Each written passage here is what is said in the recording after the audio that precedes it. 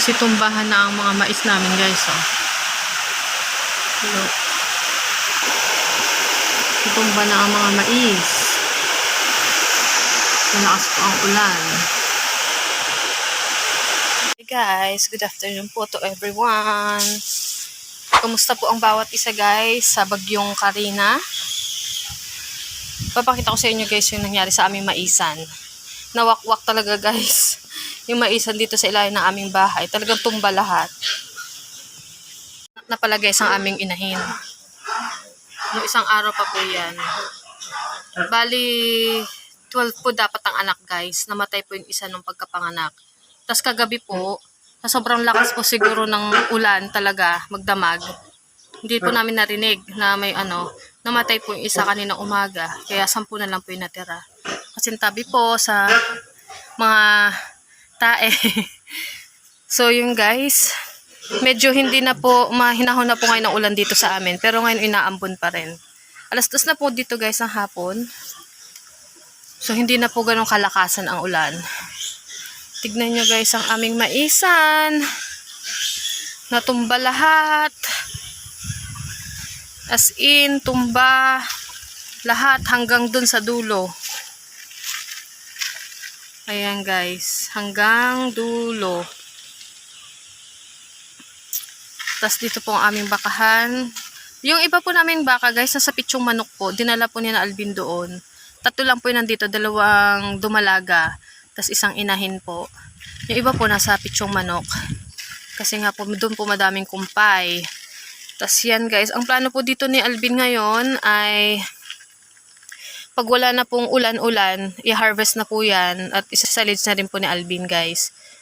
Ang plano po ni Alvin dito, guys, ay pag wala na pong ulan, mag-araw-araw na po, i-harvest na po yan ni Alvin. Kukumpayin na po yan para isasilage na rin po. Kasi nga po, ang mais na pula po yan, guys, pero kulay orange po ang kulay. Wala po kasi kaming binhin ng ganyan. So, in-expect po na Alvin, magkakameron po ulit kami ng mais na orange ang kulay. Pero since na ganyan nga po sadya, hindi po natin talaga makakontrol ang mga bagay-bagay.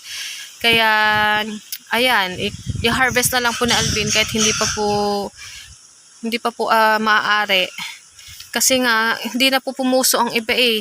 Hindi na po yung pwedeng Kaya isa-silage na lang kaysa masayang din nga hosto ng tuluyan. Mapapakinabangan pa natin pag na-silage. Kaya guys, dami po ditong pangyayari talaga na baha dahil sa bagyong Karina at saka habagat. Diba? Yung iba po talaga dito, guys, yung mga mais talaga nagsitumbahan. Tapos, ang kagandahan lang din po, pag naka-insure po yung mga pananim nyo, pwede nyo pong i-report sa munisipyo o ganon. Tas may ayuda ata makukuha pag mga gayon. Kaso, unfortunately, ang amin, may sukat daw po kasi yun. Malit lang po lupang are, kaya hindi siya maaaring insure. Hindi kami kasali sa insurement ng lupa na nasira ang mga pananim. Tapos, hindi lang po namin alam, guys, dun sa coral, dun sa tinamnan din po ni na Alvin ng mais, na puti naman doon, kung makakasali yon. Kasi mas malawak ang lupa doon. Ito, guys, tignan nyo. Oh! Pero ambon na lang. Sira ang aking payo. Balik. Ang aking talong ay natumba na rin. Ayan, nabulok na yung isa. Tapos ang aking kamatis, guys, natumba na rin. Naputol. Sobrang lakas po ng ulan kagabi.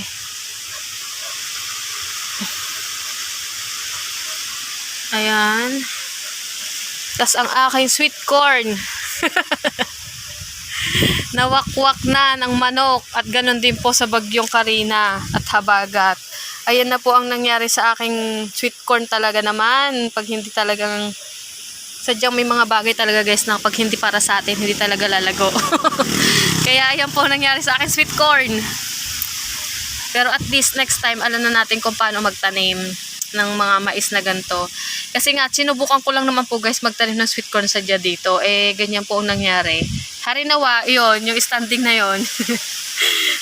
ay mabuhay pa. May pag-asa pa yung mga yan, yung mga nakatayong iyan. Lakas pa rin ng ulan guys. Ito po ang tubo sa harap ng aming bahay. Yan, lakas ng hangin. Na kami guys, walang power dito sa amin. Kahit naman po din ata sa part ng Maynila. Dito po ay tatlong araw na kayo kasi Merkules na. So buti na lang po may generator pong aking hipag. Kaya naman po sa umaga at sa gabi nakikicharge kami doon. Doon po talagang takbuhan namin guys pag may bagyuhan kasi sila lang po talaga yung may generator dito sa compound namin. So kahit din po mga ibang tao, nakikicharge din po sa bahay ng aking hipag. Kaya maayos din talaga yung may generator. Hindi pa nga lang kami makabili kasi wala pang budget guys. Update dito sa amin. Sadya naman po talaga na hindi natin talaga maiwasan yung mga gantong bagay-bagay at hindi rin po natin kayang kontrolin. Diba guys? Kaya naman po pag may mga update na po na may bagyuhan, ganyan, kailangan na po talaga natin mag-ready. Para sa atin din po. Maswerte pa rin po tayo guys kasi po hindi tayo natulad sa Maynila. Hindi naman po sa pag-aano. Pero dito, mga pananim po talaga ang nadali.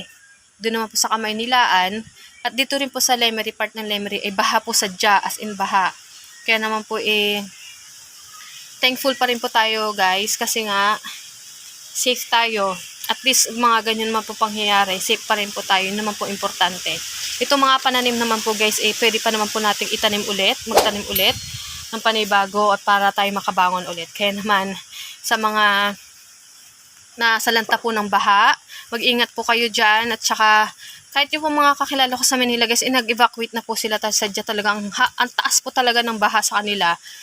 Kaya naman po, keep safe po sa bawat isa. Mag-iingat po ang bawat isa, lalo na po yung mga nasalanta po ng baha. Kaya po hanggang sa muli, God bless po sa inyong lahat. Bye-bye. Kaya guys, may kuryente na. Charge ko na po ulit yung mga hindi pa po full charge kanina sa ipag kong generator. Kaya naman, ngayon, madilim na naman guys ang kalangitan. Tignan nyo naman. Dilim. Tapos ang lakas na naman ng hangin. So, parang mag-uulan na naman.